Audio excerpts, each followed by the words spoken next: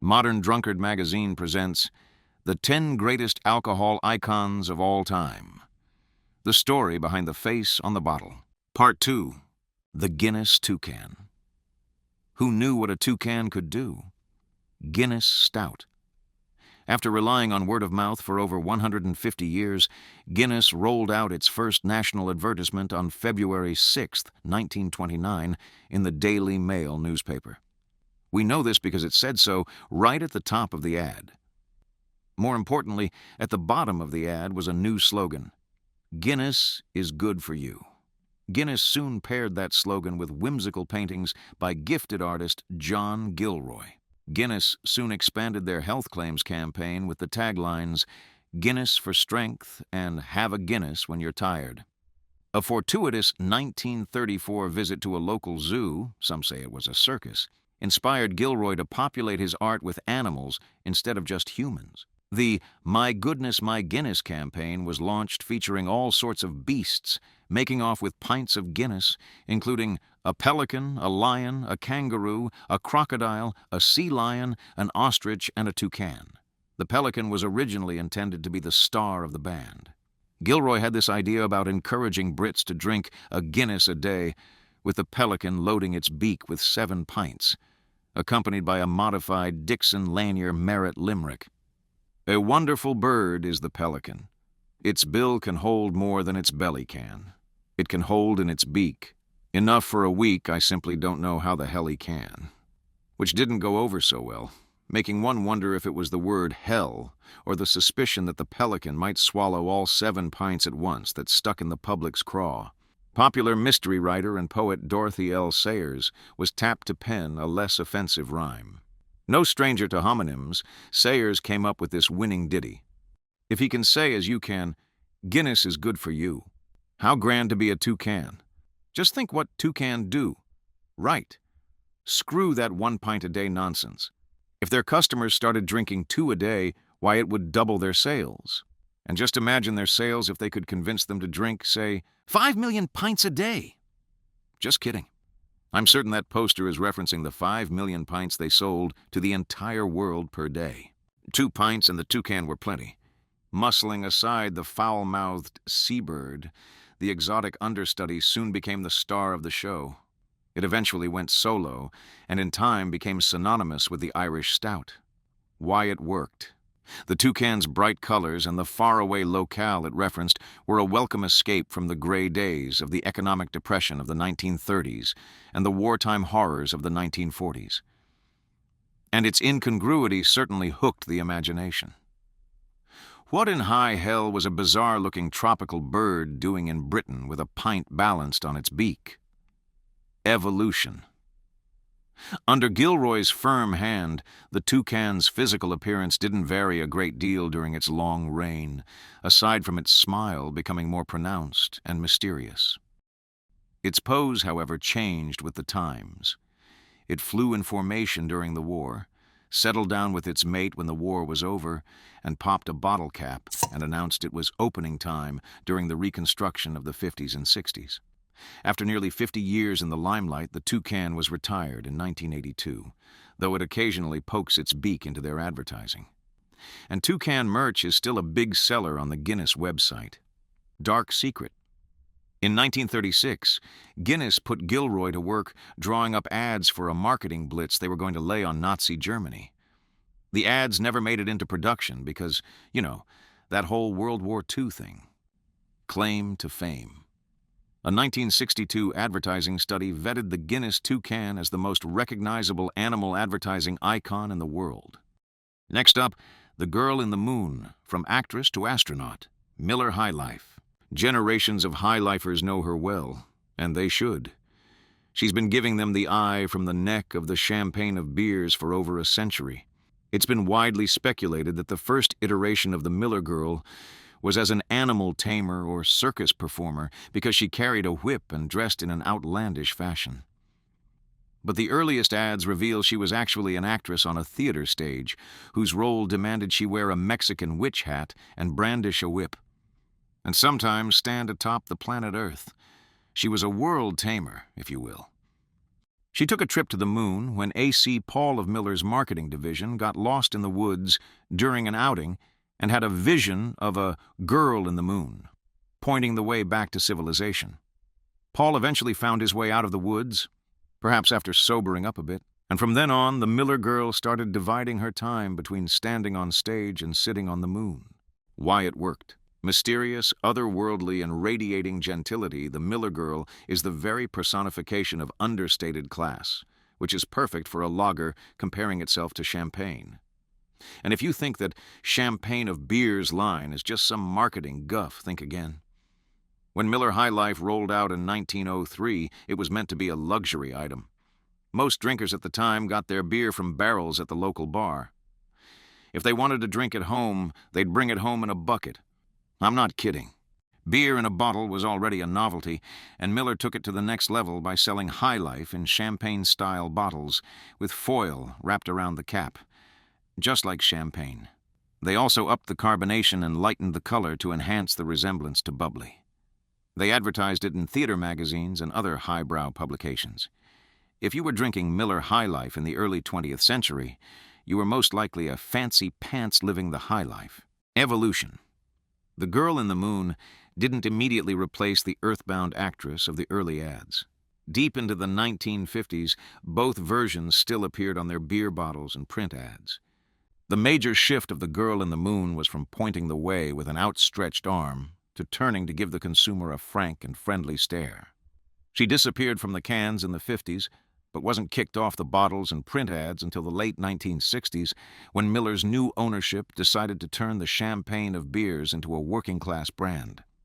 "It's Miller time," their advertising shouted, but it was time's up for the Miller girl. Then, after 2 decades of exile and much grumbling by her devotees, she returned to the neck of the bottles in 1997. Her image was simplified somewhat, but such is the way of the cruel and cold advertising world. Dark secret. From 1997 through 2005, Miller ran the iconic and highly successful High Life Man ad series put together by famed director Errol Morris.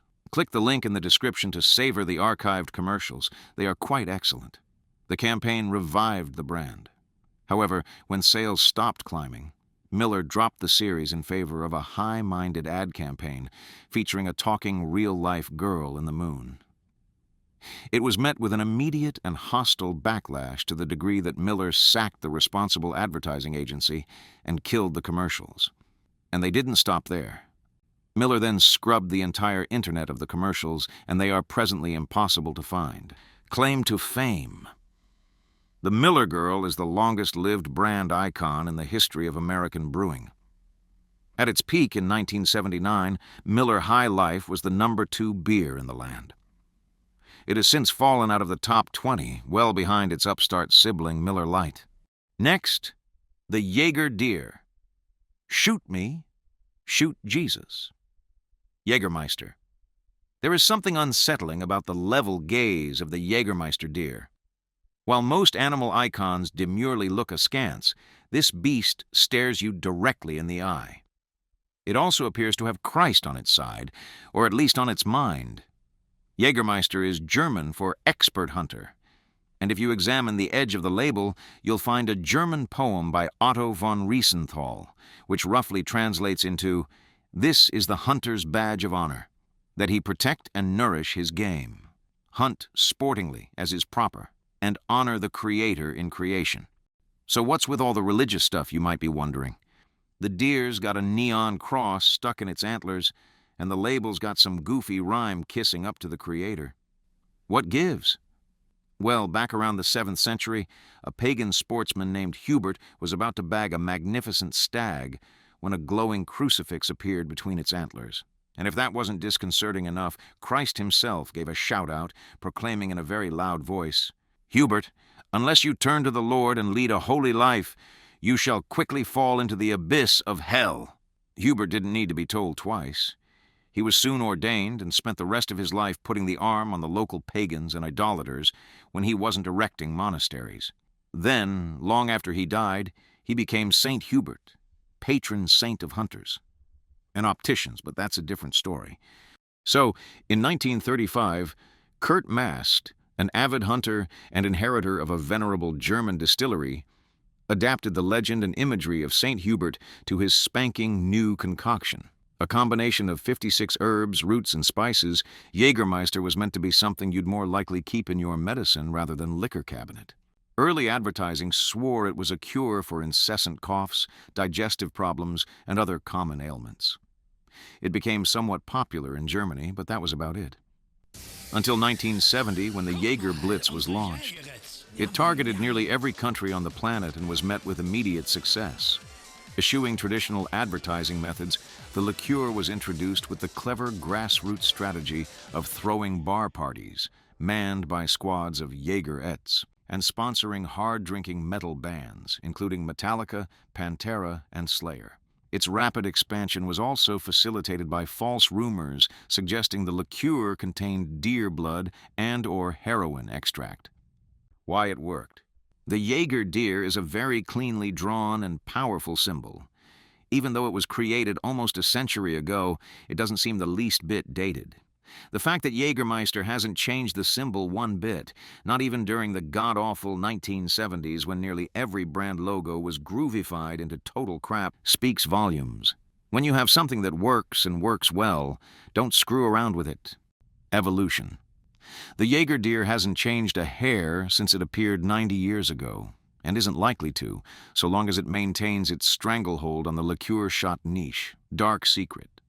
Jägermeister founder Kurt Mast was a member of the Nazi Party and hunting buddy of Hermann Göring, commander of the Luftwaffe during World War II. Claim to fame.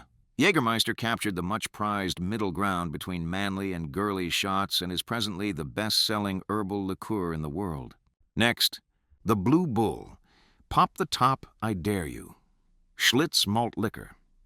Believe it or not, when Schlitz added malt liquor to its stable in 1963, their plan was to market it to an upscale and hip clientele. This was before malt liquor had acquired its rough-and-tumble reputation, and the marketing boys thought the stronger, richer, less carbonated brew might appeal to the middle class, and the sort of sport who imbibed imported ales in between cruising around in his British sports car. A far cry from today's 40-ounce bottles of instant street cred, it was initially sold in dainty 8-ounce cans. And print ads went so far as to suggest you should enjoy it on the rocks with a twist of lemon. Though they were also quick to point out it was smooth enough to sip straight up. Another ad featured a daring socialite biting her pearls, giggling over a tray of long-stemmed glasses, bearing a bull logo paired with the copy. Mildred never used to be famous for her parties. Then she introduced Schlitz Malt Liquor. Yeah, bet it gave Mildred a big old boost up the social ladder. Unsurprisingly, this woefully misguided marketing strategy barely survived the decade. A much more masculine campaign kicked off in 1972 with a flurry of TV spots revolving around the idea that popping a can of Schlitz entailed the kind of macho excitement only a marauding 2,000-pound bull bursting through the nearest wall and ripping the crap out of everything in sight could generate. Why it worked. Though the Angry Bull logo was the product of happenstance, rather than the brainchild of cynical Madison Avenue types, it could well have been. Higher alcohol content and bolder taste demands virile and macho imagery. And historically, all the way back to those bull-worshipping Minoans, nothing suggests virility and machismo more than a bull with a bad attitude. Evolution. A bull was chosen to front Schlitz's foray into malt liquor because Schlitz Brewery heir and President Henry Eilein's pride and joy was a prize Brahma named Prince. The early logo on the cans was a stately and stylized bullhead that wouldn't look out of place in a Minoan fresco. 8 years later, once they realized who their market really was, the raging blue version made its leap onto the product and TV screens alike.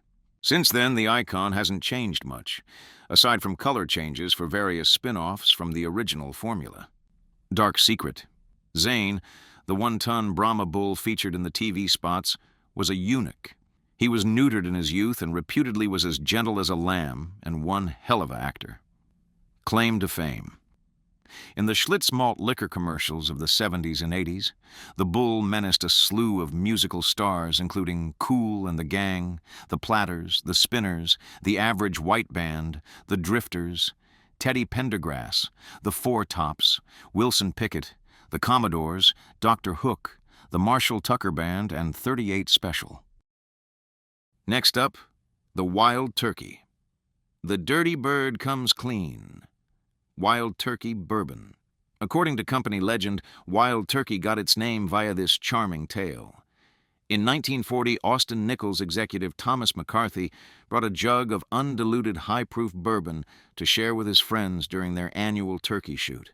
His chums liked it so much they insisted he bring more of that Wild Turkey bourbon to future outings. McCarthy, a New York businessman with a background in marketing, figured there might be a demand beyond his hunt mates and launched the brand in 1952.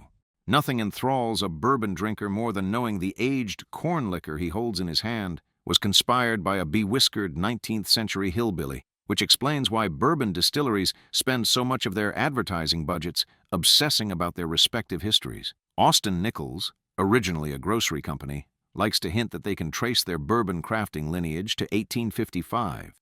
But the fact of the matter is, they're referencing the start of their grocery business, not their distillery operation.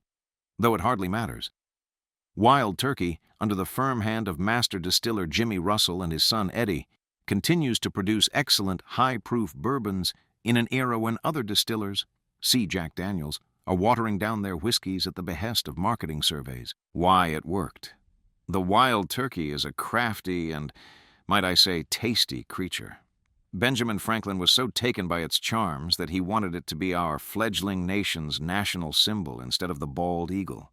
And since Wild Turkey doesn't own a deep distilling history that would allow them to put a bee-whiskered hillbilly founder on the label, the next best thing is an animal hillbillies might want to eat. Evolution.